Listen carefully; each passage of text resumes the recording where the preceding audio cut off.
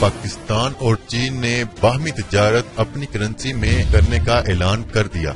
आज की बड़ी खबर से आगाह करते चले, पाकिस्तान और चीन ने बाहमी तिजारत अपनी करेंसी में करने का फैसला कर लिया है, जिसका ऐलान वजीर आजम इमरान खान के दौरे चीन के दौरान किया गया। वजीर आजम इमरान खान के दौरे चीन के हवाले से पाकिस्तान और चीन का मुश्तरका अलामिया जारी कर दिया गया है, जिसमें पाकिस्तान और चीन ने अपनी करेंसी में तिजारत करने का ऐलान किया है। ख्याल रहे कि इससे कबल दोनों ममालिक समेत दुनिया भर की तिजारत अमरीकी डॉलर में होती है।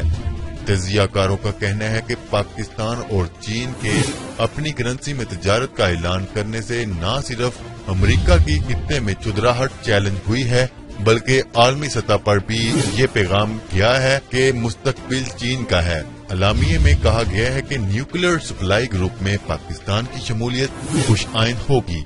यूएनओ FATF को सियासी मकासद के लिए इस्तेमाल नहीं होना चाहिए। पाक भारत ताल्लुकात के हवाले से मुश्तरका अलामिये में कहा गया है कि पाकिस्तान की दहशतगर्दी के खात्मे में इलाकाई अमन के लिए कोशिश काबिल-ए-सताइश है।